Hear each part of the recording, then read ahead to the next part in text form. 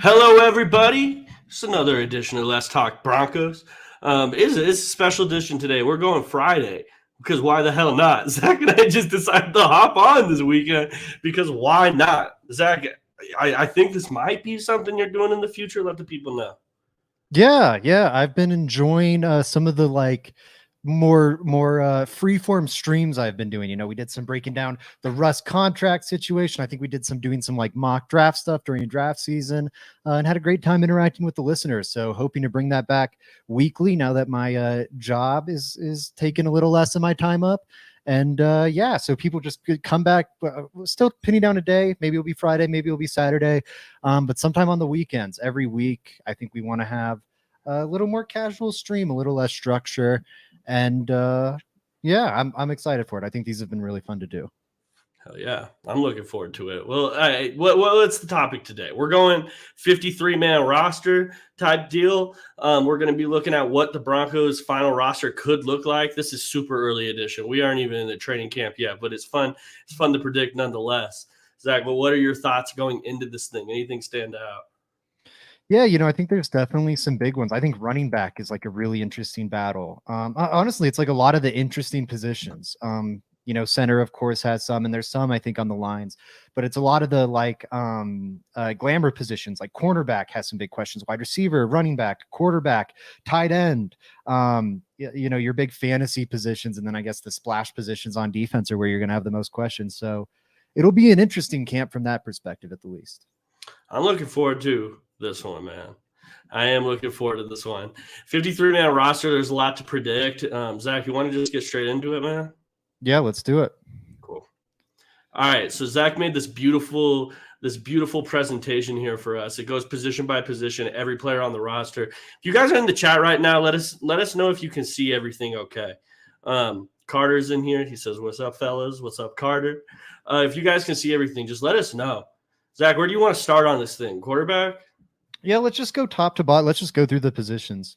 All right. So 2 quarterbacks made the 53-man roster last year. Do you think that's the same, or do you think there's a chance all 3 of these dudes, Bo Nix, Jarrett Stidham, and Zach Wilson, make it? I think it's definitely going to be 2, especially with the new rule. The reason you'd carry 3 is what if you lose 2 quarterbacks due to injury in the same game? Try and save you from a Kendall Hinton situation, or what we saw the 49ers go through in that NFC Championship game a couple years back. You can now, I believe you can call up a designated practice squad quarterback in game in case of emergency. So I think the Broncos will probably do that. I think the fly in the ointment would be, what if they really love Zach Wilson and don't think they can stash him on the practice squad? I think they probably will be able to get away with that. Again, considering just how little interest Zach Wilson had for a really small price tag. The Jets were willing to eat half his salary. He's one of the lower paid backup quarterbacks, and he cost like the bare minimum draft capital. I think you could probably stash him on the practice squad, but I think that would be the only reason you'd see the Broncos carry 3. Okay, so if they love Zach Wilson, how realistic is that they love Zach Wilson? I wonder that. Like, how realistic is that? I would say slim. I think Zach Wilson's the one here that, and maybe we start off with Zach Wilson. I think he's the one that I'm sitting there looking at like, damn, I don't know. I don't know at all. I think it's scary. I think it's likely that he doesn't make the roster, Zach. Jarrett Stidham's just the better quarterback in my mind, and they already have a guy to develop. If the Broncos were sitting in a situation where Jarrett Stidham was the definite starter, yeah, I could see that. But that's not the case. It isn't the case. Yeah. It isn't the case at all. So I don't know. I would say Zach Wilson is in danger. I fully agree. I think he's big time in danger. I think Broncos country's like dramatically overrating what Zach Wilson is. I know he was drafted in the first round, but I think in the same way you viewed Josh Rosen when he signed in Tampa Bay as like the 3rd string quarterback behind Tom Brady and all them, like that's kind of how you should view Zach Wilson. When Paxton Lynch signed in Seattle or signed in Pittsburgh, I think you should view him similarly. And you know what? People could have said of Paxton Lynch, or Josh Rosen for that matter. Hey guys, his situation was really bad, and he was a good, talented college prospect. Maybe in a better situation, that talent can be realized, and that's true. Like maybe it can. It just seems so wildly far fetched. And again, I would view it much like you viewed Paxton Lynch on one of those other teams, or any of these other, like Josh Rosen again, one of these first round washout quarterbacks. Because again, like there's guys like Mitch Trubisky that like just don't pan out and aren't franchise guys, but can hang in the league as backups. That's not the tier that Zach Wilson has been in his career. He's been one of the very worst quarterbacks we've seen this decade. Like any bar. The way people memed on Nathan Peterman, I think advanced analytics would have Nathan Peterman as like a markedly better quarterback since 2020 than Zach Wilson. Again, all that says more about Zach Wilson than it says about Nathan Peterman or anyone else. Sorry, Joe. No, you're good. You're good. Let's just go to the danger level now. Click on that little tab. What are the options here, Zach? Man, read us the options real quick. Yeah, you're right. Audio medium. We've got lock, guaranteed to make the roster, probably safe, good chance. Toss up, self-explanatory. In danger, and then the most concerning is goodbye, where you're pretty done for here. If it were me making the calls, I'd probably have him in goodbye. I think realistically, he's in danger. Yeah, I'm going goodbye. I don't think there's he a makes path? No. I don't. But then why trade for him? Because you had to, because you didn't know, you had to get security in case you didn't draft Bo Nix. That's the piece that everyone's forgetting. This happened before the Broncos drafted Bo Nix. The only quarterbacks they had on their roster beforehand were Jarrett Stidham and Ben DiNucci. That was the scenario. Wait 1 second, Zach. That was the scenario. And they had to make sure that they had somebody in place in case that actually was the quarterback room. Now, if they did miss on a Bo Nix and had just Jarrett Stidham, Ben DiNucci, and Zach Wilson, I'd say Zach Wilson probably makes the roster. But they drafted Bo Nix, so things change. I think he's gone. You probably got rid of what was it, a 6th-round pick? Yeah. It was a pick swap, a 6 for a 7. Yeah, but we don't care about that 6 for a 7. Get him out of here. It's goodbye. That means nothing to me. That means nothing. The Broncos didn't trade for this guy, giving premium draft capital. I mean, well, the Broncos 6th-round pick this year was Valet, and we'll get to him later in this podcast, but I don't think he has the greatest odds either. So it's like, nah, I'm saying goodbye. I think that's fair. My one counter on like the Bo Nix draft of it all is, were you that worried that Bo Nix doesn't fall to 12? It seemed pretty likely he was going to fall to 12. Then again, I'll counter myself and say you don't want to put all your eggs in that basket. I think we're going to get yelled at, Joey, if we put him in goodbye. But if you want to put him in goodbye, I'll follow suit here because I'm a Zach Wilson hater. I'll stand on business. I'm not hating. I think he's gone. All right, let's do it. So that means Jarrett Stidham. Let's move on to Jarrett Stidham. I think Jarrett Stidham's a lock for this, Zach. I think he makes the team. I don't see a scenario where he doesn't. I think with the Bo Nix, you just talked about it. What does Zach Wilson do to teach Bo Nix anything? And that's the job of this backup quarterback right now. I don't care the ability of Jarrett Stidham, really. It's how he can help Bo Nix develop. And Jarrett Stidham has a lot more to offer in that department than Zach Wilson does, just straight up. Yeah, I mean, I think you're right there. I fully agree. I might take Jarrett Stidham down a peg and then, bump Zach Wilson up one in terms of safeness, but I can't hate on it too much. Hey, what do you think? We're just rolling with mine here, or you want to argue yours a little? Here's the thing. It's like you're putting me in the position where I'm having to argue for Zach Wilson. And I've made my stance very clear over these last few weeks of the show where it's like, man, if you're going to put me in the position of being the Zach Wilson defender, Zach Wilson's not going to be defended. So here, I'm changing format really quick. Oh goodness, whatever. I'll come back to that in a second. So yeah, I'll roll with that. And then Bo Nix, I think we can safely say is a lock as the first round pick. Okay, so let's get to the chat real quick. Carter says, I think Stidham is probably safe while Zach is in danger.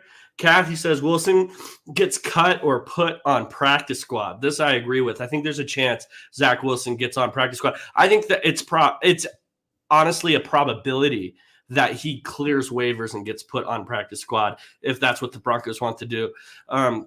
The trade happened and it was a 6th for a 7th, and it was the last quarterback trade of this offseason.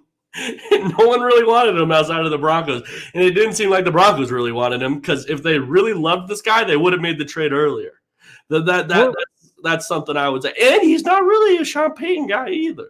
He's not. He like, I think you could put on like Nate Tice used this term recently on a podcast, and I love it. But like, you can kind of picture like the anamorphine of quarterbacks. I don't know if you remember those books, Joey, from like the mid 2000s, those Animorph books where it had like the people transforming into animals on the front cover, and there'd be like a series. You could see the series of evolution. I saw one where they were talking about how Nate Tice was talking about how like Justin Fields it was like Desmond Ridder to Ryan Tannehill to Justin Herbert is an example of that. And I think Zach Wilson to Justin Fields to like peak Russell Wilson is another version of that. Stylistically very similar, and like a gradient of how bad the thing is. I think Zach Wilson will offer everything that drove Sean Payton crazy about Russell Wilson with none of the positives. I don't think it's gonna be that appealing or that great of like a mesh. There you go. Kathy follows up. Bree's in the chat. Shout out to Bree. She's asking Bree what's her prediction on the running back room. And Kathy, we will get to the running back room. I promise you. We'll get to it soon. Paul says Zach and Joey are the best. Shout out to Paul for always being in the chat. We love you, man. Bree thinks that P. Ryan probably gets cut or is gone in some fashion. So we'll talk about that later as well. Dave Glassman says, hoping P. Ryan to practice squad, maybe Jaleel too. Interesting. There is a lot of interesting comments. And guys, this is going to be a longer podcast. We have a lot of positions to go through. So we're going to be here. Make sure you guys are asking us questions. I want to interact with the chat today. All of that. So let's move on, Zach. We are going to move into the running backs now. And let's start off at the top, I think. I want to start off with Javonte Williams. Zach, I think he is what's the second one to lock? Probably safe.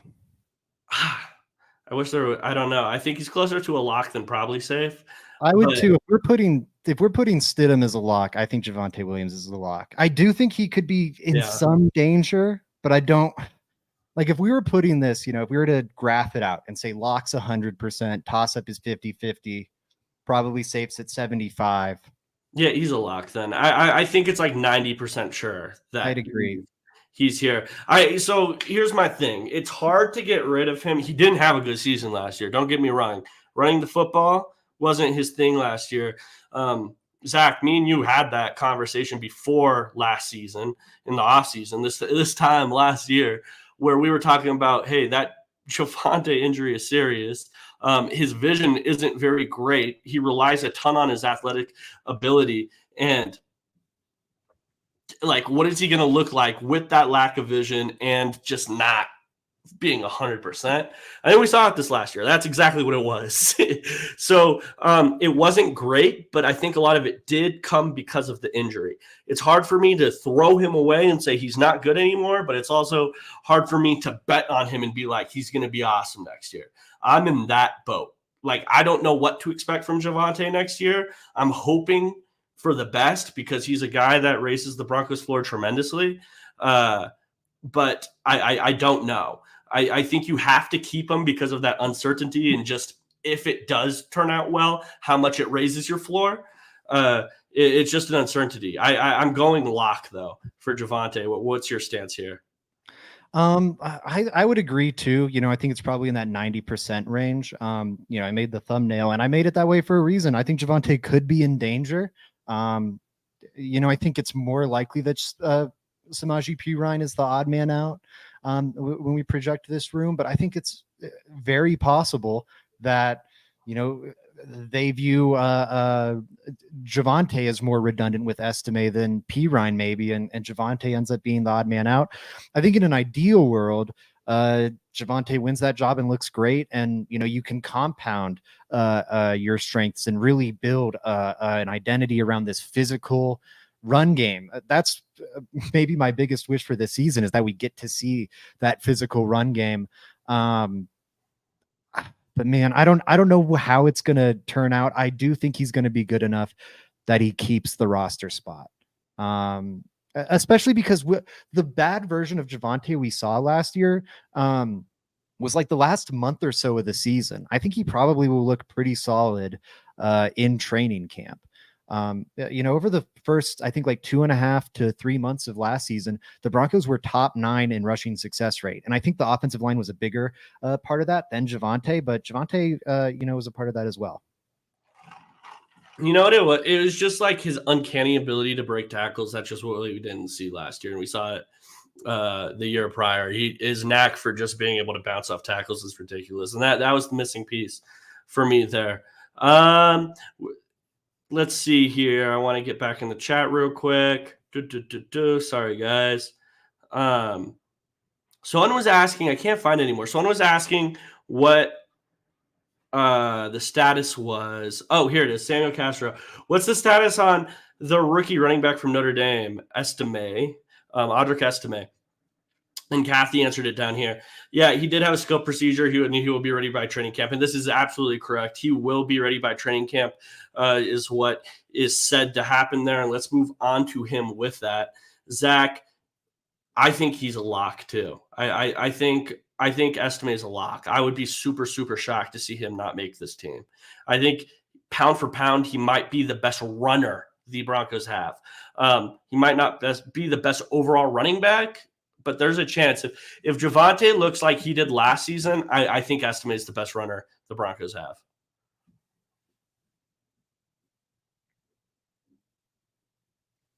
God damn it.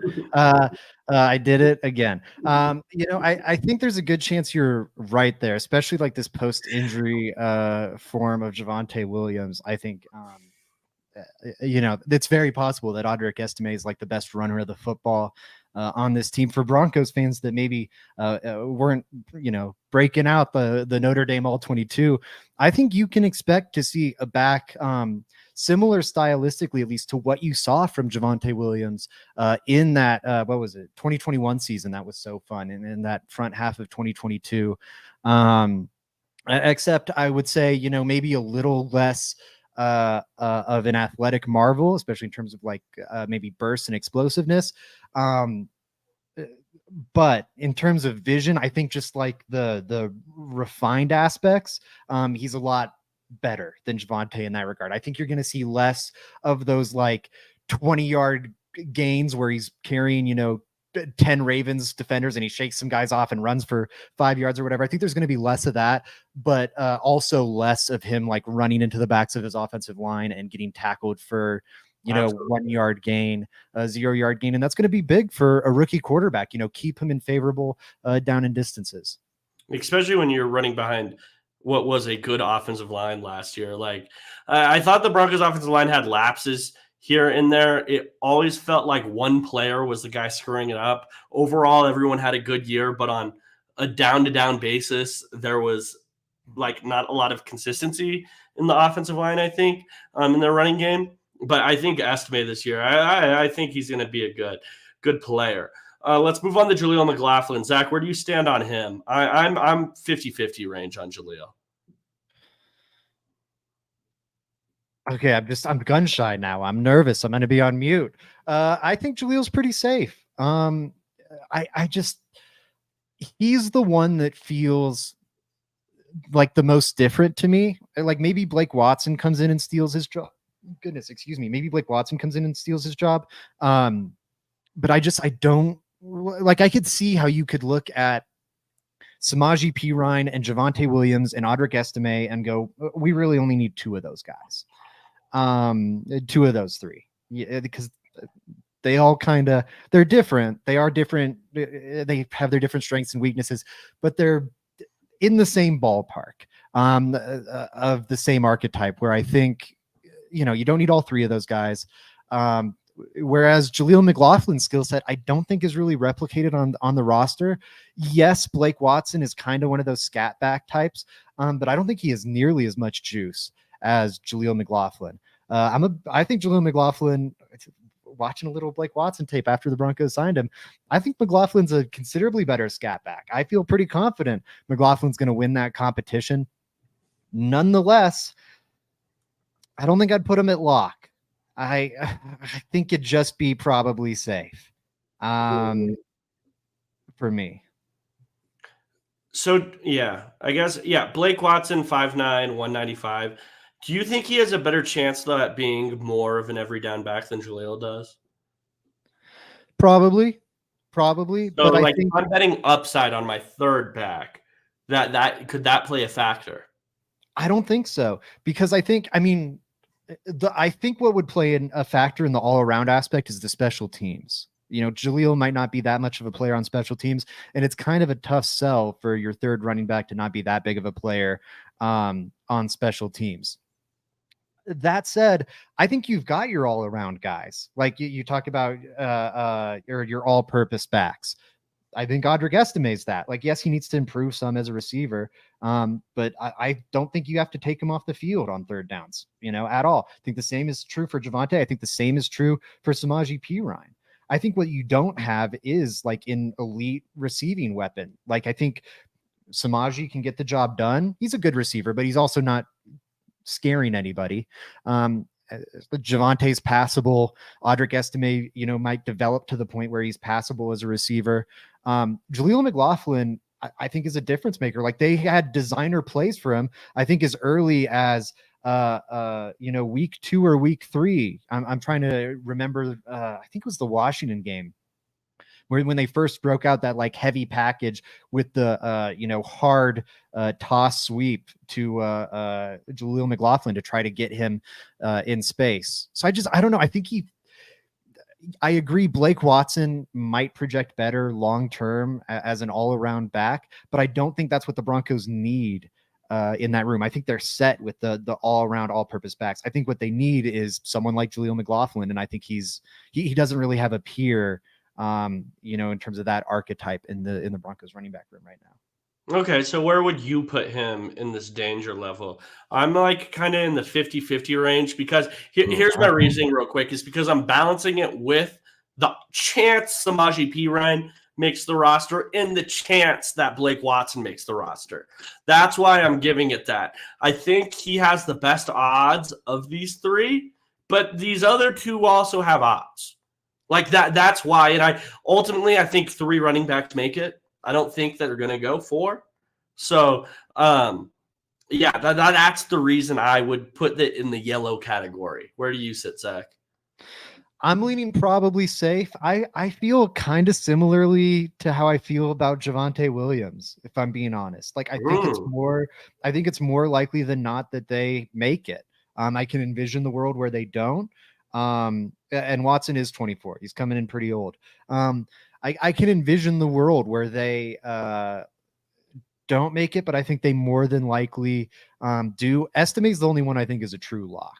Like, he's 95+%. Javonte's maybe in that like 90% range, and I might have Jaleel at like 85 or so. I'd push for Jaleel is probably safe, but then I hear your point on because then are we putting Samaje as in danger or like probably gone? So, sorry, my mom's calling me. I can't take that. Very professional podcasters. I know. I'm sorry, everybody. That was awful on my part. I'm gonna put myself on do not disturb so that doesn't happen anymore. I'm gonna go. I'll say 50-50. I'll do that because I think otherwise the room's getting too crowded. Because I think we both think Burton's a lock, or at least a near lock. Yes. Yeah. Though maybe Atkins could challenge him if they don't want to have a dedicated fullback spot. I'll put him at toss-up. And then Perine, do we want to say is a toss-up too? Kind of that same logic? Yeah, I would go toss-up too. And then Blake Watson, I'd say probably not. Can we talk about P. Ryan real quick though? He'd be almost goodbye to me, but I'll do in danger. Beatty, I don't think we have to talk about. He hasn't come up once in the conversation. We can probably say goodbye. He's a practice squatter. Yes, let's talk about P. Ryan. The only reason I have Blake Watson in this in danger rather than bye-bye thing is because, one, I heard Sean Payton talk really, really nice about this guy in press conferences already. And secondly, because I've seen too many running backs drafted in the 7th, 6th round or undrafted range come in and just be better than what people anticipate. And I don't think like it's out of this world that an undrafted free agent beats out players for the 3rd running back spot. I've seen that in the league too many times. That happens every year to multiple teams. So yeah, that's the reason why I wouldn't count him out. Samaje Perine, the only reason, he's a damn good player. It's just when you have Javonte Williams and Audric Estime, you need like a different type of runner. Yeah, Samaje Perine's the worst runner out of these two, and he's also the same type of runner. Like I need some variance there, which is where I would look at Blake Watson or Jaleel McLaughlin to fill that role. That I just need some different type of running style. He's a much better receiver than these other two guys, I think. He's damn near an extra offensive lineman. It's just you need some variance in that run game. So yeah, Paul is reminding everyone, please hit the like button, please, guys. If you support the channel, it helps spread our channel across the YouTube algorithm, and we would very, very much appreciate you guys liking this video. Yeah. All right, cool. So we're through the running backs. Let me check the comments real quick. Anything we need to David Glassman thinks Perine is the most unique of the group. He is a very unique running back because he is a blocking, receiving running back. He's very, very interesting. I agree. I think it's tough. For me, Samaje Perine, I do think he's a very unique back with what he is. But I do think when I look at like how I want to use him, it's kind of like he's this jack of all trades, master of none. Like he's an okay carrier of the football. He's pretty good in the passing game, as a pass protector and a pass catcher. But I don't know where he's making. I don't know where he's a plus player, I guess. I think he's good in a lot of aspects. Whereas I can see, Audric Estime or Javonte Williams being like really top-notch ball carriers. Or I can see Jaleel McLaughlin being like a really great scat back. I think Samaje Perine is a double. And there's a good chance that's like just what this Broncos running back room needs, just like a solid contributor. But to me, that's kind of what he is. I just really quick before we move on, fully agree with what you said about Blake Watson. Very possible he could make the roster. We just saw it last season with Jaleel McLaughlin. Yeah, exactly. Again, I wouldn't bet on it personally, but very, very, very possible. Yeah. All right, cool. All right, are we ready to move on wide receiver, Zach? You ready? Or Michael Burton? I think he makes the roster. I'm going to say probably makes the roster. That's where I am. Yeah, I think probably. Because I do think that market, and if someone cuts a fullback, Zach, and they just think they could upgrade, he could easily be cut. Like he's not. But there's not many fullback upgrades out there. I would say I think now they did re-sign Michael Burton. I don't know how many guarantees are in that deal. I think it'd be pretty negligible. It would be super low if they gave the fullback high guarantees. It'd be like a couple million, but it'd be like it's 1 million, but how guaranteed is it? Do you want to burn $1 million on cutting your full? Oh no, there's like no guarantees. It's like $100,000. So yeah, there's no financial limitations to cutting him. It'd probably just be the roster constraints of like if we think Nate Adkins can adequately fill these roles, let's save that roster spot. But I think Burton was a Pro Bowl fullback right last year, so he probably is safe. I don't even want to talk about the Pro Bowl. That's a before we move on, we should do Williams contribute most in the passing game. Williams Estime needs to prove he can be a receiver. That's the one part of his game that we haven't really seen. It's not like he was dropping the ball a ton, but Notre Dame never really passed to him. He was much more of a pass blocker down there. He was like a block and release guy, and he didn't get the ball thrown to him a lot. What were you saying, Zach? I was going to ask before we move on, we haven't been hitting the projected roles. I think it was kind of obvious at Oh, quarterback. man. But at running back, I think McLaughlin, Pirine, we agree are depth pieces. Who do you think is the starter, though? Estimate Williams. If you have to predict right now, who wins that camp battle? Williams. Williams is going to get the first nod. Williams is going to have to prove to me he's not that. All right. And I then, think I agree. I think yeah, lean to the incumbent. yeah, yeah. And then Michael Burton's a starter, I guess.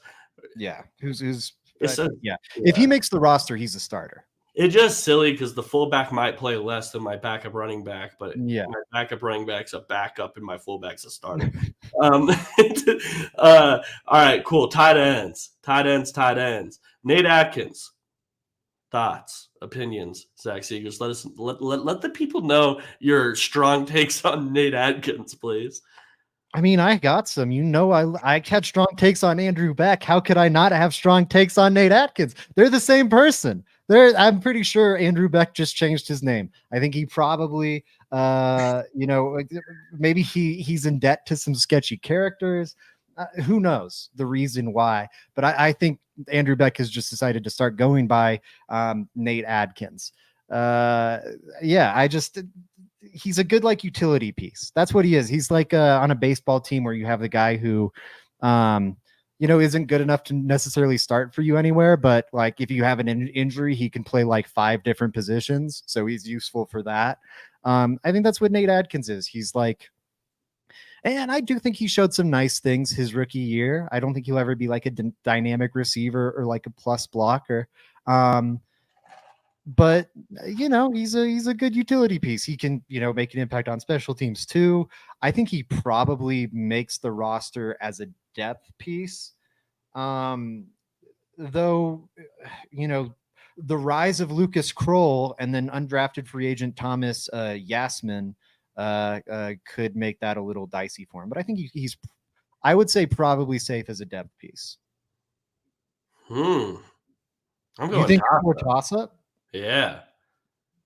Dude, the only reason is why, because Nate Atkins is the example of what I was talking about with Michael Burton, but I think even more to a degree where if somebody gets cut, Nate Atkins, bye-bye. Like, it could easily flip like that if the Broncos just pick up a tight end that someone else cut this offseason, what I think is super possible because they're still looking for a starter in this room. Really, if we're being honest, Nate Atkins could be up out of here. So I'm going toss up. Like as it stands, I would agree with you, but I'm projecting how this offseason goes. I think it's more toss up than probably safe. That's fair. I mean, who I guess are you putting ahead of him? Because Troutman's probably safe. I think we could probably agree. I think Troutman and Lucas Kroll for sure. And then I also think Dulcich has a better shot than him. I think I don't know if Dulcich has a better shot than him with his injuries. And I think if Lucas Kroll, I agree, Lucas Kroll's stock ticker is pointed straight up. And if I had to bet right now on like which tight end, ends up making the most receptions this season, it'd be between Kroll or Troutman on who I'd bet for. That said, I do wonder if we're putting like too much stock in to some pretty limited late season playing time and like Sean Payton OTA quotes, because if not for that, we'd be calling him in danger or definitely cut. Just everything else about his profile, No, here's my thing, Zach. As the season ended, it felt like Lucas Kroll was the best receiving tight end the Broncos had. Like he was the most explosive tight end the Broncos had, and the tight end room hasn't really changed. So, like, yes, I think he has the best shot. If I can't bet on Greg Dulcich, who the hell is my receiving tight end? It's not Adam Troutman. It's not Nate Atkins. It's definitely not. I don't know Thomas Yasmin. Shout out to him. I don't know him. Like, Lucas Kroll, I think, has a damn good shot just because Greg Dulcich isn't. We don't know. So, yes, I think Lucas Kroll has, I think, a better shot of being a primary, like I think he has a better shot of getting the most targets at tight end this season than he does of being cut, if I'm being honest with you. I would agree, but I think I would say if you're that confident in Lucas Kroll, then how does Greg Dulcich make the roster? Are they going to have two of these like receiving first tight ends, one of whom you can't trust from like a health standpoint? How many tight ends usually make the roster? I'm 1 second. I'll be right back. Zach, continue to speak. Sure. I think Nate Adkins is probably safe. Again, just the utility aspect with the fullback angle, because Leonard's probably gone, Yasmin's probably gone. All right, four made the roster last year. Yeah, which we should note that only like 4 wide receivers or 5 wide receivers made it last year, which was a little shorthanded. So normally it's like 3 or 4 in terms of tight ends. And I think Adkins would be that 4th guy. Plus, I think he has a chance to steal the fullback job. I think he's probably safe depth piece. And he's a good special teamer. Nate Adkins isn't a better football player than Lucas Kroll, from what I've seen. It would be a damn shame to me if Nate Adkins made the roster over Lucas Kroll. I don't think he is making it over Lucas Kroll. I think he's making it over Dylan Leonard and Thomas Yasmin. So you think 4 end up making it? I think it's going to be 3 or 4. I think Adkins is at worst the 4th guy. I think he could be 3rd. I think you could put him ahead of Greg Dulcich. Well, then we can't put him in probably safe. We can't put him in probably safe then. If he's the 4th one on this list and there's a good shot that only 3 tight ends make the roster, he can't be probably safe. I think, but here's why. Because I think he could also end up being the fullback. I don't think he's only competing for the tight end job. I think he's got, and again, I don't think his odds are that different than Greg Dulcich. I think you could easily argue his chances of making the roster are better than Dulcich because Kroll crosses out Dulcich's niche just immediately. Adkins and Dulcich aren't redundant at all. Well, then Michael Burton can't be probably safe.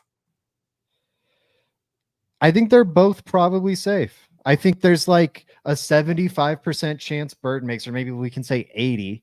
And in the 20% he doesn't, that's Adkins making the roster is like this Andrew Beck tight end / fullback. And then I think there's probably, a 50-50 a shot at, they keep 3 or 4 tight ends. That would get you to 70%, right? In that probably safe bucket. All right. I'll ride with you on this one. I disagree, but Zach, we're rolling with you on this one. I think it's fair.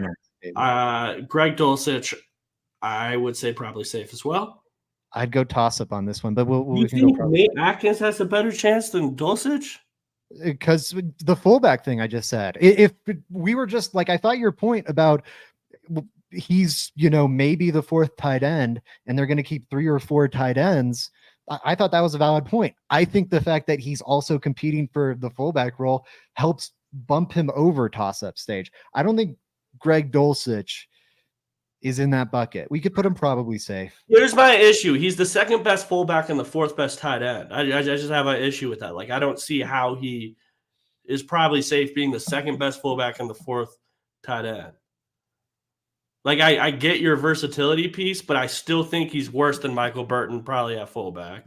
And then I still think he's the 4th best tight end. I think that's a pretty big assumption on Greg Dulcich. Because theoretically, Greg Dulcich was the best tight end on the roster last year. It didn't fucking matter because he didn't play at all. All right, cool. So probably safe. Okay, what are you putting him in his depth? I'll go probably safe with Dulcich. I'm staying on the table for Adkins. I've deferred to you on the others. I'm keeping Adkins probably safe. Fair enough. What's his role, Greg Dulcich? Is he depth? He's not starting. Okay. I'll go with you on Kroll starting. I think Kroll or Troutman's the starter. I think Kroll is probably safe. Are you with me on Dylan Leonard as a goodbye? Yeah, he's bye-bye. I don't think we have to talk about that one. He's bye-bye. Really? I think Yasmin, I haven't watched him much, but I've heard some hype for him. I might put him in like the Blake Watson category. No, we can't do this. We can't have 4 tight ends that are probably safe and then have this toss-up in here. We can't have 5 guys. We can't have 4 that are probably safe, and then But goodbyes, like I don't see the path. bro. The math isn't mathing at that point. Okay, but here's the other goodbye. What do you mean the math isn't mathing? We're not putting these guys on the final 53. The other goodbyes we have right now are like Zach Wilson, Tyler Beatty, Dylan Leonard. Like they're guys that we're saying we don't see the path to them or the path for them to make the roster. I'm just saying. I think we're going too far to the extremes. I think Troutman's a lock. I don't see him. I don't see any of these guys pulling Troutman. I put him in the Javonte tier. And I would put him more as starter right now as it stands.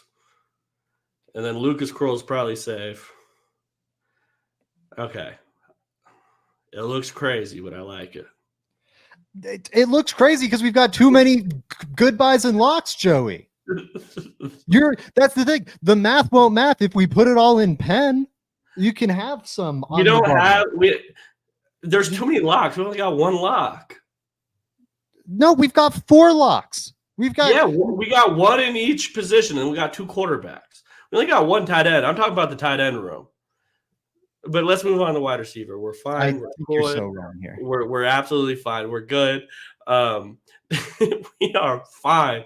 Let's move to wide receiver. Oh, wait. David Talks Broncos in the chat. I'm late, but I made it. Will Awazarike get retained? Wait, reinstated? Yeah, I think he is reinstated. Is he not? No, he's not, to my knowledge. Really quick, if we're gonna make fun of me for muting my mic, I'm gonna make fun of Joey for being dyslexic. But Awazarike getting reinstated. I don't believe he's been reinstated yet. I think he probably will be. Is eligible for reinstatement on July 24th. I don't think there's anything about his case that's especially bad. To where he wouldn't be reinstated. It seems like most players have been getting reinstated after their 1-year ban. Whether or not the Broncos keep him is a total mystery to me. I would have said no damn way, but the fact they haven't done it yet makes me think it is somewhat possible they keep him. Yeah, I think so too. I mean, I just think that they need so much help at interior defensive line, and especially that last spot. Like Awazarike could easily earn that spot, I think, for him, depending on what he did in his suspension. So yeah, I think back 3 weeks ago when we argued that exact point. Someone in the chat will remember. No, we were okay. We weren't arguing that exact way. Anyways, let's move on. I'm not gonna get caught up on that. Zach's throwing something in the middle of it, hoping I'm not falling for it. David Glassman's asking if any of the tight ends can play left tackle. Unfortunately not. No. Joey is completely ignoring how silly Sean Payton is. That's true. True. Let's see what else is going on. Yeah, that's the other thing. Maybe Nate Atkins plays some quarterback. Guys, it's okay. Locke is gone. Shout out Drew Locke, man. David Talks Broncos laughing. Shout out to you again for the 5, man. Thank you, David. This one's to you, Zach. David Glassman says it's Excel, not permanent marker, bro. Marcus says, Zach, I agree. We need to get him the hell out of here. I mean, you guys imagine me in this situation? It's crazy. Frankie says over under 5.5 wins. David says, how about right tackle? No, we don't have any tight ends that can play tackle at all. Rock tells me do not shout, and I won't do it again. I will not do it. I feel like I've been shouting. Under any circumstance. I'm not shouting that name at all. All right, cool. Let's move on. Wide receiver, here we come. All right. I don't want to start with Michael Bandy. Yeah, I think we can cut some guys. I think we can just cut some guys. Bandy, goodbye. Dorsett, goodbye. And some of these dudes might make the practice squad, right? Some of these goodbyes, they could make it. The goodbye doesn't mean you're not practice squad eligible. It means you're not making the roster. And only 4 of these dudes made the roster last year. I'm projecting 5, and I think 3 tight ends. I will say normally 6 make it. the four thing last year was because like you had a couple injuries in the room, so some guys were on IR, and then it was also just such a talent poor room. I think that's still somewhat true, but you had the Tim Patrick injury as well, so there was some weirdness last year that led to that four number.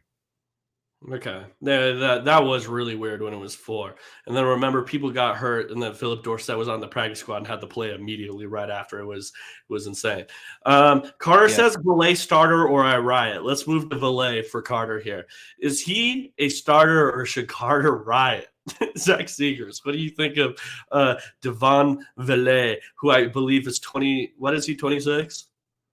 Yeah, 26 years old. Should be on them. Yeah. That's crazy. He's a rookie. 26-year-old rookie, which is crazy. You look at Jalen Virgil right under him, the 25-year-old with 3 years of NFL experience already behind him.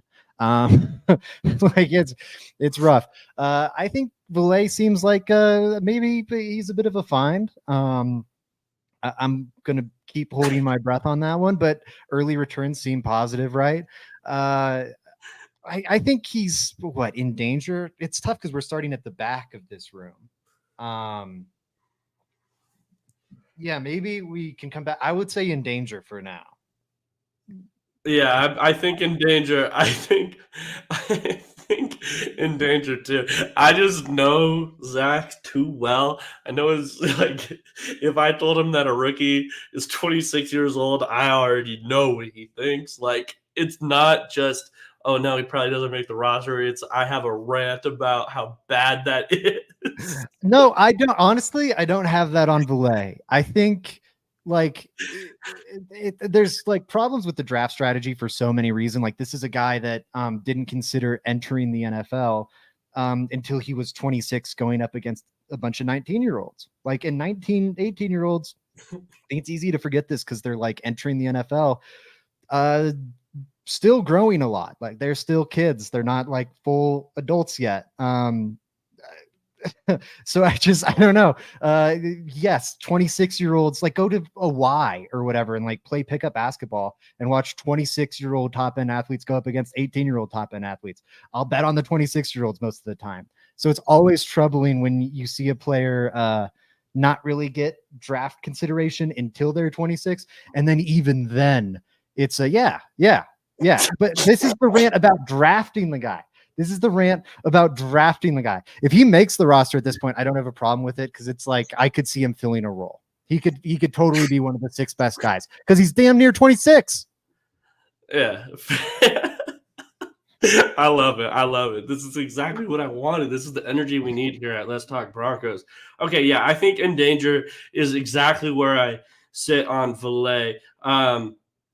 Let's move on to the same guy, the same position. I think the guy he's competing with. I want to talk about Lil Jordan Humphrey. I think one of these two is definitely making the roster. So it's just which one you think is better here. I just think that position is needed, and I don't see any other guy on this team kind of filling that role between Valet or Lil Jordan Humphrey. So with Lil Jordan Humphrey, I'm going probably makes it. Where do you stand there? I think he'd be in danger. I want to start from the top of this room, kind of, because I think we're starting at the very back end. Like you were talking about, the trouble putting Nate Adkins as the 4th tight end, probably safe. I think little Jordan Humphrey's maybe the 6th wide receiver because Mims is ahead of him, Patrick is ahead of him, Reynolds is ahead of him, Sutton's ahead of him, Franklin's ahead of him. So he's 5th, 6th. Yeah, but here's the thing. Like, I think he's your 6th most talented wide receiver, but that's not necessarily how you construct a roster because he's not playing the same position as the other 5 guys.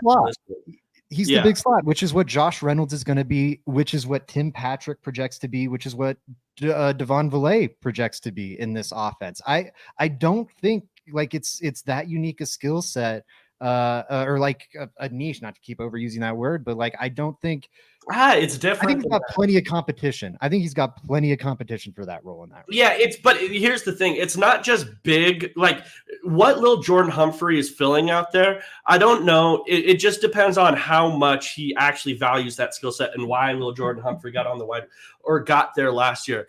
Though Broncos could have hit free agency and got an actual better wide receiver or a big slot wide receiver than Lil Jordan Humphrey last year.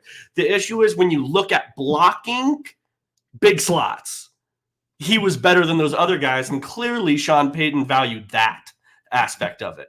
And still, when you list those other guys back, Lil Jordan Humphrey's the best blocking out of all of those. It's not even, I don't even think it's a conversation. So, like, it's not necessarily the same. Like, yes, I agree with you. The role he fills is big slot wide receiver.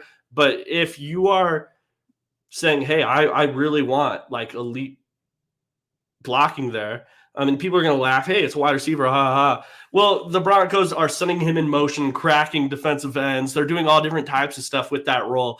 He's getting up on linebackers. Sometimes he's even hip to hip with the tight end. It's different. It's different. Like I don't. Tim Patrick coming off of an injury. Are you putting him hip to hip with the tight end and saying block a defensive end like we saw with Lil Jordan Humphrey? The roles are different. I agree with you. But there's still very big differences, I think, there. It just depends how much the Broncos actually value that. I think that's fair. I don't know. I think there's something to be said about listening to the money on this. And like you did talk about, they could have replaced him with someone else and they chose not to. But I wonder how much that has to do with like Little Jordan Humphrey, the talent, and more that they were able to sign him for a veteran minimum contract with like no money guaranteed. And for a team, you know, taking on the largest quarterback cap hit we've ever seen, that's going to be appealing, especially when you have so many empty spots in your receiver room to fill. Sure, but you saw plays designed where Little Jordan Humphrey was specifically filling a role where those other guys couldn't. That's why I'm pointing that out.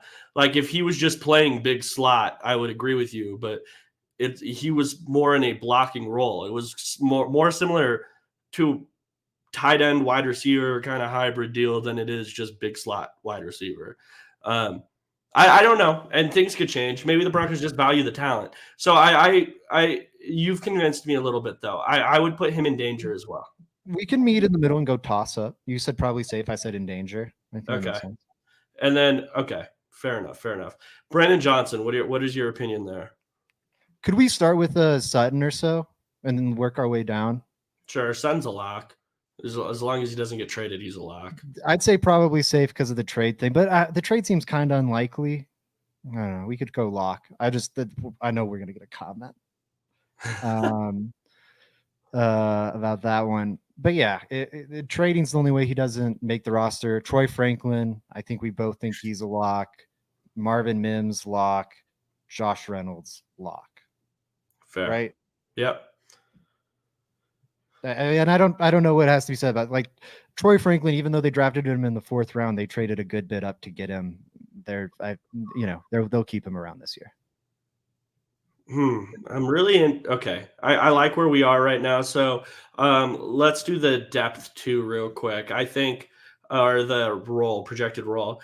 Tim Patrick is starter.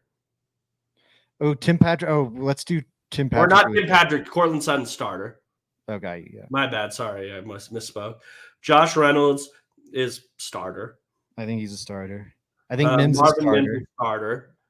And then you get 2 Troy Franklin depth. And then that's all of our guys right there, right? So toss up, he would be depth. Brandon Johnson, I am going in danger. Yep. I could see him making it just because I think he's like the Z that checks the boxes that Troy Franklin and Marvin Mims don't. Like we talked about it so much post-draft, how, man, Troy Franklin and Marvin Mims, this is a little redundant. Like that's a little bit of a funky fit. I think like Brandon Johnson kind of complements them pretty dang well. I think the other 2 are more talented receivers, but I think Johnson complements the other better, you know, whether Mims or Franklin ends up being like that long-term vertical Z. I almost feel like Johnson would be like the better depth piece in that room. And And that's why I wouldn't like put him as goodbye or anything. I do think he's a talented piece who could find his way onto the roster. Yeah, I think so too. I think so too. If he makes it, it's depth. Yeah. I totally agree with what you say. Tim Patrick, I'm going toss up. I'd go probably safe just because I think the finances of cutting him are tough. Sure, Right. but what if he just comes in and doesn't look great? Yeah. That's fair. Because what is it? I'm sorry, I'm just trying to look. If they were to cut him, it would be a $6 million dead cap hit. That's Oh crazy. no, actually they would free up $1 million. His because his cap number's at 7.2. So they'd free up like 1.1, 1.2 million if they decided to move off him. That's doable. Okay. I think toss up too. The finances have been making me give him a little more chance, but yeah, I think that's about right. So what, we've got 4 that we think are locks, and then we've got what, Virgil might be goodbye. I think so too. Because he's Yeah. he's Troy Franklin, Marvin Mims archetype. Exactly. You just drafted a guy that is like him, and you already have a guy that's definitely like in your future plans who's like him. So I'm going Jalen Virgil is probably goodbye. Sorry to say, but I think so. Now, do any of these guys have a better chance at making the roster because of special teams, in your opinion? I look at guys like Devon Villay and little Jordan Humphrey in this group as bigger, physical type dudes that could make it based off their special teams ability. I think that's a great point. I'd go a little different angle with it. And I'm not disagreeing with what you said at all. I'd keep those 2. I would add Jalen Virgil. Not as like a blocker, because he's obviously very, very different from Lil Jordan and Valet. But I think is maybe like a ball carrier. This is a guy who made Bruce Feldman's freaks list either 3 of his 4 years in college or all 4 years. I forget. And 2 of those, he was like top 5. And what Bruce Feldman cited as like his freaky ability was his tremendous combination of speed and like strength. Like Power, he's pretty, right? yeah, he's pretty like dense. Like he's got a good like muscle mass, I guess is the right like term I'm looking for a player that fast. You know, we're used to like the KJ Hamlers being the jitterbugs, and he's got a little more bulk to him. We haven't seen much of him as a ball carrier in open space, so I don't know if it's something he's good at. But just knowing his athletic profile, I don't know. I could see him maybe making waves. Again, none of us have seen what this new kick return thing looks like. He's a rare athlete. Maybe that's enough to give him a little bit of an edge over some of these other guys on the back end of the competition. Fair. Yeah. No, I think that's fair. I think that's fair. Yeah. If he makes it, it's going to be off his. He's going to have to play really good special teams. He's going to have to make himself very, very valuable on there. Are you ready to move on to offensive line? Yeah. Here, I can vamp and catch up on the comments really quick if you need to grab something, Joey. Cool. I'll be right back. All right. Oh shoot. Whoa, look at this. All right. Yeah, you can still see the table with my big old head in the way. Oh yeah, the Brandon Johnson hooligans. He might be gone this year. Let's hope he can hold down the fort for us. Couple questions. I want to make sure we're hitting all these. Can we just go ahead and cut Matt Pert? We're going to be talking about this in a second, but Matt Pert is one of the things scaring me the most right now with the Denver Broncos. The fact that he's the guy this team's going to have to turn to if they see any injuries at offensive tackle, super spooky. This guy was a tremendous problem for the Giants this past year. The Giants made a serious investment this offseason in the 3rd offensive tackle on their roster because they went, oh my God, we do not want to be in a position like we were last year where we were asking Matt Pert to start so many games for us or play so many snaps for us. They were just so terrified of that notion, spent a lot of money to make sure that wouldn't happen again this season. Now the Broncos are in the position the Giants were entering last season. So that's scary. Hopefully it doesn't go that way. I think Zach Strief is a much better O-line coach than the Giants O-line coach. I honestly don't know who the Giants O-line coach is, but looking at how awful that unit's been over the last 2-3 years, I don't think highly of him. So hopefully that's something there, but that's very, very concerning to me. Sorry, mouth noises. That's probably not great podcasting. Will Jordan, Brandon Johnson talked about those. Could Blake Watson be a kick returner? I think he totally could be. I don't know if Jaleel McLaughlin could break through the arm tackles. He would have to. I would look at him there. But yeah, maybe Blake Watson can make himself a bit of a niche there. And then Frank Crum question. I imagine we'll get into that in 1 second as we move to tackle because Joey's back. I am back. I'm here. I'm ready to go. Yeah. Are we on the offensive line, Zach? I think so. Unless you have anything else you wanted to add on receiver. Hell no. I have nothing else to talk about. Let me get actually really quick. Let's do a quick tally. I've been meaning to keep track of this, but we've been talking. So we've got 2 that are making it there. We've got 2 that are making it here.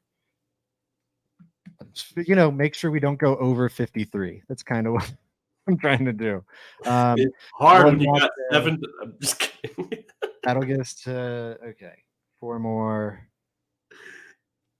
Okay. Are we good? So we're at 9. We've got 9 locks. All right, that's fair. 9 locks is fair. Yeah. Through the backfield and the pass catchers. I think that makes sense. Yeah. Go down to the tackles. Yeah, sorry. I need to go down to the tackles. You're good. Let's just do the locks real quick because it's easy. Mike McGlinchey's a lock. He's making the team. He's your starting right tackle this year. I don't think he has any competition for it whatsoever. And I think Garrett Bowles is starting left tackle. No competition whatsoever. And I'm putting them both as starter for projected roles. Zach, can we agree there? Yeah. No debates. Like the only way that doesn't happen is if Garrett Bowles is like a surprise trade guy. But I honestly, considering how the Broncos draft went, I think that's kind of an impossibility at this point. I don't think you would leave Knicks out to dry that way. And they didn't draft like another enticing developmental option. So these are maybe the 2 strongest locks we've talked about. No, yeah. Outside of Bo Nix. Bo Nix is the Bo only one. Yep, I agree with you there. And then let's just rule out the guys that are goodbyes. The only one I feel comfortable with saying is DeMontre Jacobs right now as goodbye. Maybe we can work our way into other guys here in a sec. What's your DeMontre Jacobs take, Joey? I don't have one. That's my take there. But which makes me think he's goodbye. What do you think have a DeMontre Jacobs take? What do you think his strengths and weaknesses are? Doug, we don't know DeMontre Jacobs. No, I know. I cannot tell you a single thing about his game. The highlights? What? What was the one guy we showed the highlights on that one show? And then the Broncos that was delayed, wasn't it? No, what? It was. We were doing the mock draft and we looked at the Western Carolina receiver. I wonder where he went with it. For those that weren't there for that episode, it was midst of draft season. Zach and I were doing a mock draft. It came to the 7th round. We didn't know these guys any longer, and we looked at the wide receiver and drafted this random dude. David White Jr. David White Jr. Yes, we threw his highlights on the screen. It was a beautiful thing. Next day, the Broncos brought him in. It was amazing. Wearing number 86 for the Jacksonville Jaguars right now. Bad sign. We're keeping track of him. I have high hopes for him. So I think DeMontre Jacobs is up out of here. Why? We don't know. It's a bad sign that we don't know him, but I know these other people. Quinn Bailey. Sorry, if anyone has a DeMontre Jacobs take, leave it in the comments. I will be surprised if anyone has a well-informed DeMontre Jacobs take. Please let us know. Let us know. All right, cool. Quinn Bailey. I think he's the most experienced, and he's already been in Sean Payton's system here. Matt Pert is more experienced in terms of starts, if I believe, than Quinn Bailey. But Quinn Bailey has familiarity with the playbook, and you've seen the Broncos play with him to be able to kick inside as well. Has he been good? Not necessarily, really, but he has familiarity with Sean Payton's system and stuff like that. I think it's probable that Quinn Bailey makes the team one way or another. Zach, where do you stand on Quinn Bailey? I'm trying to double check right now, but I kind of don't think he made last year's. He didn't. He was one of the final cuts last year. Was he really? Yep, the tackles that made it. Cam Fleming. So with Bowles McGlinchey, of course, and then Fleming and Palk Zuski made it ahead of him. Okay. I might put Palk Zuski in that maybe more probably safe thing. Maybe he's their developmental option they like. Yes. And the fact they went out go ahead, Zach. Sorry.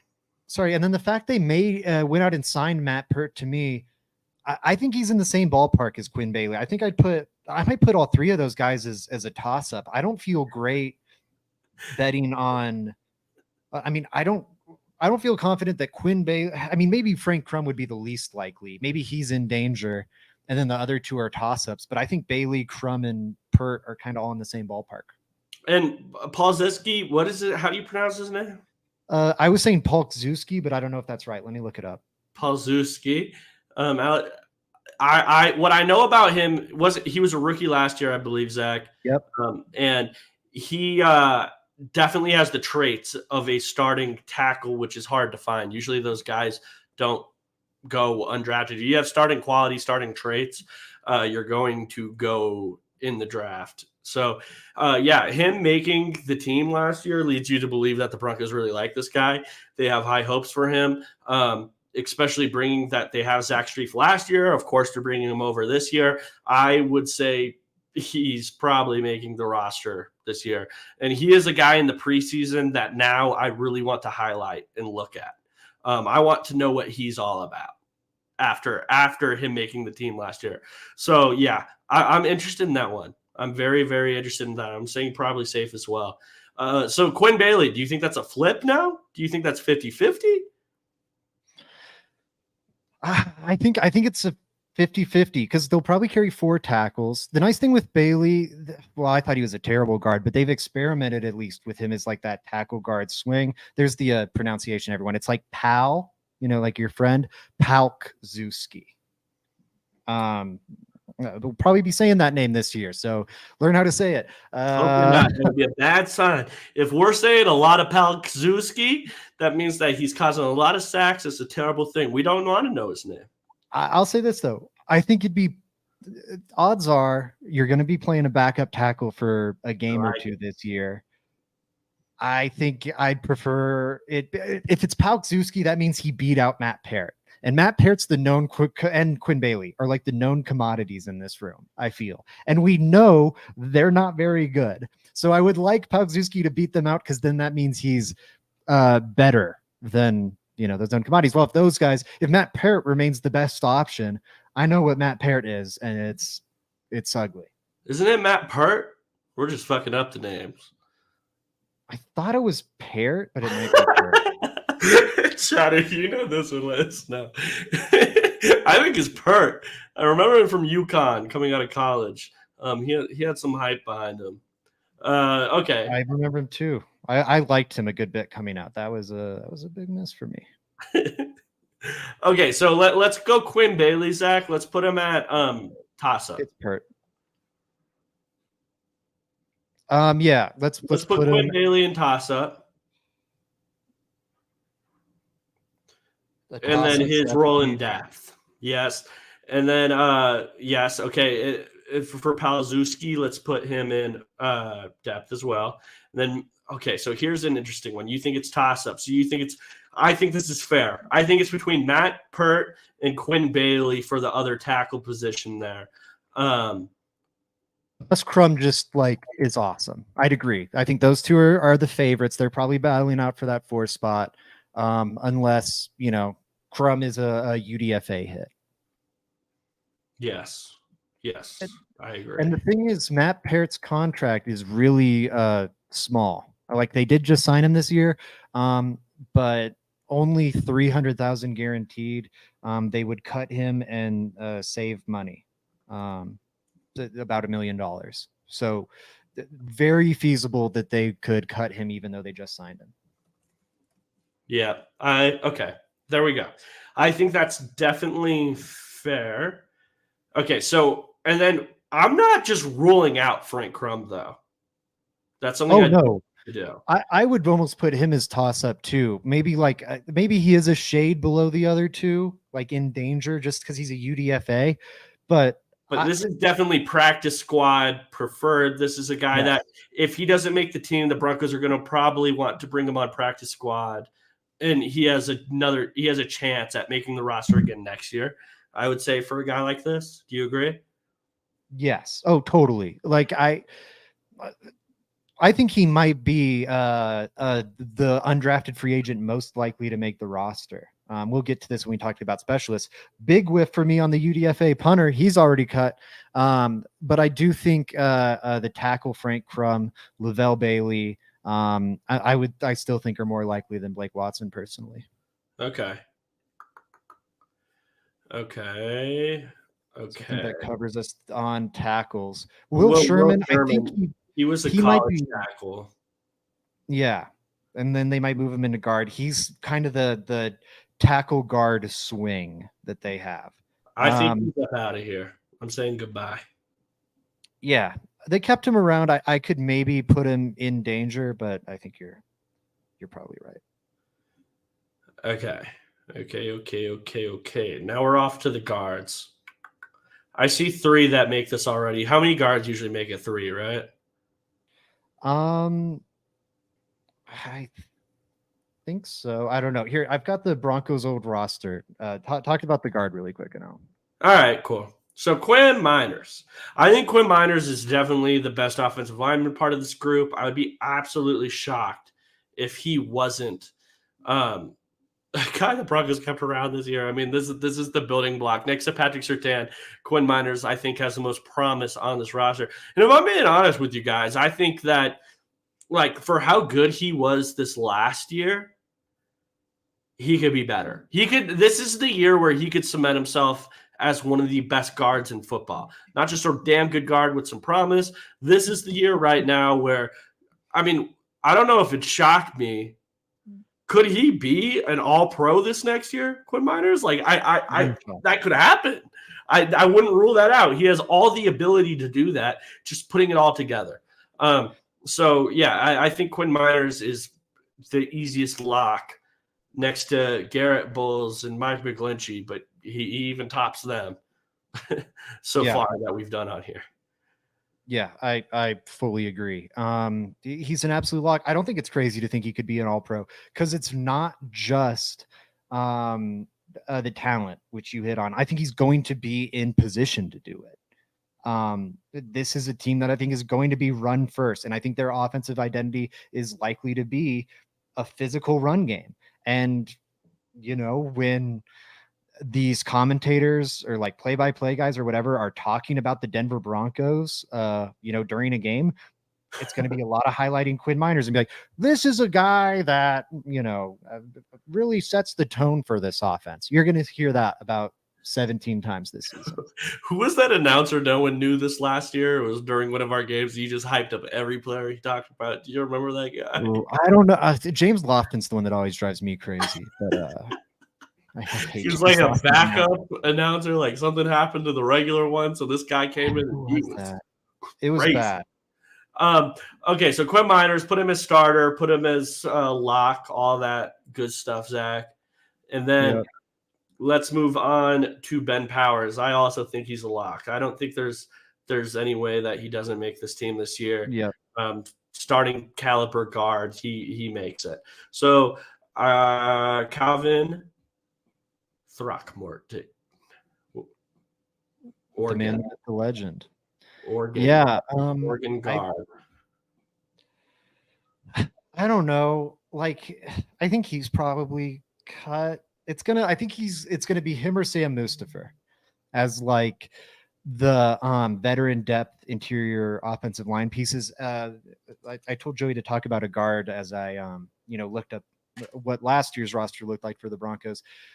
They kept 7 offensive linemen. I think 7-8 is pretty typical. Or sorry, not 7. They kept 9. I think 9 or 10 is fairly typical. Or no, I think it's 8, 9. In that 8 to 10 range is typical. I would say we estimate, 2 depth tackles, 2 depth guards, or like interior offensive line pieces. I think Wattenberg is one of those. Oh man, it might be Wattenberg and Gargiulo. Because I'm thinking, if you're this team, if you're the Broncos and you're team building here, I don't know, why are you investing time in like Throckmorton or Mustafa? Like, invest in your rookie. Why isn't Luke Wattenberg in this conversation as a guy that can play guard and center? And he's the guy that you've been developing. He's the first one. He's the first one that I think is safe. So how many interior offensive linemen usually make it? 4? The 2. Or yeah, 4 total, 2 depth. All right, so I think Alex Forsyth is making it. I think Luke Wattenberg is making it. But I think Forsyth is making it as a starter. I think so too. Do you think Forsyth is a lock? Nah, probable. I guess. It just seems like they're so confident in him. But yeah. And then Luke Wattenberg, I'm probably going probable as well. Yeah, I'd agree. But I think he's a depth piece. I just think he's their favorite depth piece. Yeah. I could see that. Well, it wouldn't shock me though if he beat Alex Forsyth. Like, I wouldn't be like, "Oh my god, that's the craziest thing I ever heard in my life." Yeah, that wouldn't surprise at all. That wouldn't surprise at all. All right, so Luke Wattenberg is your backup interior, and then you probably have one more, right? Yeah, okay, and then I think it's 50-50 between Mustafa. Yeah. Sorry, well, I don't know, man. I would lean Gargiulo because I just think Throckmorton and Mustafa are like known really low level options. And I feel like you just rather develop the 6th round rookie, especially just given where the Broncos are in their timeline, right? Like, it's one thing if you're the Chiefs and it's like, let's just get a veteran because we don't want to kill Patrick Mahomes as we're like trying to chase a Super Bowl. We don't want to throw a rookie in there and find out that rookie can't play at all. But given where the Broncos are, like, they need to be like giving young guys opportunities and trying to find the diamonds in the rough. Yeah, but not if it kills your quarterback. We're talking about the 4th interior offensive lineman. Like, this is probably a developmental depth piece more than like a piece you're relying on a lot. I don't know. I think there's some value to having the vet in the room when you have a center that's never snapped in an NFL game before. Like, I think that could be valuable as well. I would say that these other guys have a better chance, and I would put the Rook as a practice squad type guy.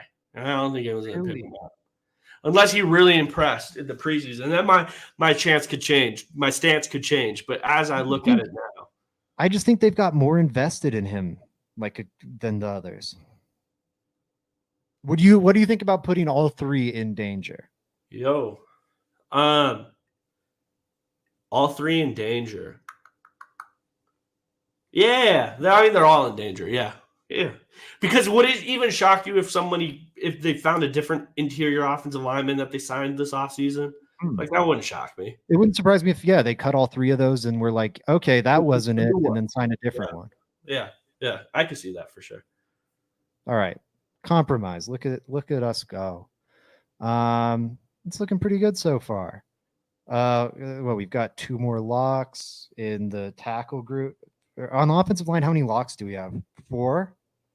That sounds right. You guys want us to go over defense today?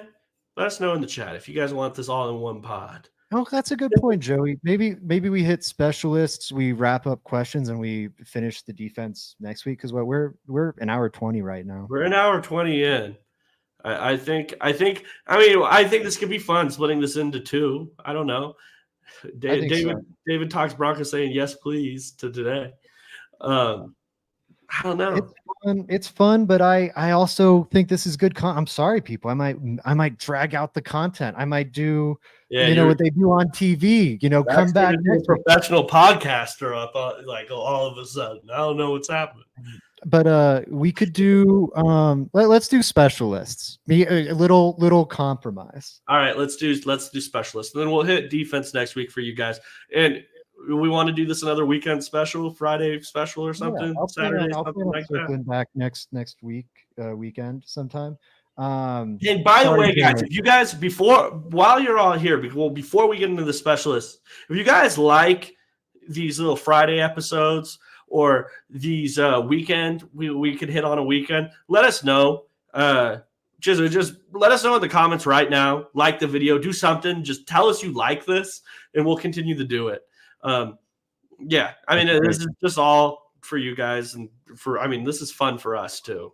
I'm not gonna lie. I mean, Zach and I just did this because we were bored. We like this stuff. So yeah, just let us know that you like this, and we'll continue to do it. But cool, specialists. Specialists. Two of these are quick locks. Will Lutz, I don't think they're going to bring in any competition for him. And Fraboni seems like, no competition's coming in for him. I do think the punter thing is interesting, though. I do. This is a Zach Seeker special. The punters. Let us know what's up with the punters, Zach. Man, this is my specialty. I love. Oh, 1 second. This is blocking it. I love talking about the stupid, meaningless stuff, and that applies here. I don't know if I can see. Okay, let me start here. It's very clear to me that they're unhappy with Riley Dixon. One of their more expensive UDFAs was a punter. They've already cut him, so they clearly weren't happy with what they saw. But that's an attempt to upgrade the room. I think that's they didn't sign a kicker. I think they're looking for an alternative. And then after they cut that guy, immediately after they cut that guy, they signed Trenton Gill, who was a starting punter last year for the Bears. Now, I think it's pretty likely Dixon wins this job. Trenton Gill was probably the worst punter in the sport last year. I didn't watch much punting film, but I've heard Robert Mays, who's a Bears fan and a good NFL analyst, in my opinion, just rag on Trenton Gill really hard. And then you saw the Bears kind of back that up by spending a 4th-round pick on Trenton Gill. By the way, they then in the 5th round traded a future 4th-round pick for an edge rusher. They spent a 5th and a 4th to get an edge rusher later in the draft. So clearly they had a high impression of that edge rusher who played a premium position, and they went, that guy's less of a priority to us than this fucking punter. That's how bad Trenton Gill was last year. So I think that's important to keep in mind. But it's very clear to me that the Broncos are unhappy with Riley Dixon. And I think, it might not happen this offseason, but as we approach next offseason, Riley Dixon, that seat is red hot. He could be dismissed from the Broncos at any point. I think the moment something better comes along, Dixon is gone. That's the punter. Would it shock you, Zach, if they pulled what happened last year in the kicker situation? Will Lutz trade after what was the guy that you really love his name? I forget. I didn't love you him. Loved him. I forget his name. You were like, he's 90 whatever percent. Let us know what was his name. I'm gonna bow out. It was Maher, I believe it was, who is also known as the Ben Simmons of kickers. Yeah, but what was terrible? What was bottom 5 last year? Yes, Maher was worse. But this is we're scraping the bottom of the barrel. This is like a Zach Wilson versus Josh Rosen debate. Will Lutz was fine. He was fine. I don't know what stat you were looking at. He was not. Wasn't he 90%? Yes, but they were all short kicks. If you look at Football Outside, well, it's PFN now. PFN, formerly Football Outsiders kicking metric, which factors in weather conditions, the distance of kicks, elevation, because obviously it's easier to kick in Denver than it is to kick in any other city. Oh, He God. was the 26th best kicker in the league. He's got a top 10 kicker salary. Doug, I don't want to hear this. You know why I don't want to hear this? Is because he can't control where he's kicking from. Do you want him to go out there and do 95%? Or like no, but if you're kicking in an easier environment, I expect you to kick better. If you're kicking only short kicks in an environment that's easy to kick in, I expect your kicking percentages to match, and his kicking percentages don't match. Yes, he's plus. So you did. You wanted like 95%. That's what you would expect from him given the ease of his kicks last season. He was like, he might kick 93% and Justin Tucker might kick 93%, but Tucker's asked to kick like 70, 60 yarders every year. So the stat is flawed because he did miss, I think, a couple long ones at the beginning of the season, but he didn't attempt many. So just because he missed one, that skews the stats massively. That is not a fair statistic because of that. It's an attempt stat. You can't be mad at someone who didn't get the attempts deep. Just because he had easier shots and he made those easier shots and he missed like a longer one, like it's an attempts statistic. I think is flawed because of his lack of attempts from. But raw percentage is more flawed because it's dismissing all of the context that comes into the kicking. Like also he's in the top third of the league in terms of field goals attempt last year. So it's not just we're talking about distance. You were saying that he took so many more close than he did deep. Sure. How many did he miss close? I think a good number because I think he had a good number of weird short misses. He was on 20 to 29 yards. He was 11 of 11. He was 12 of 13 inside of 40. Or inside of 40, he was the 23 of 24. So he was money between that range. 40, but and then how many did he attempt outside of 40? Wait, I want to nail this point home. How many did he attempt outside of 40? 10.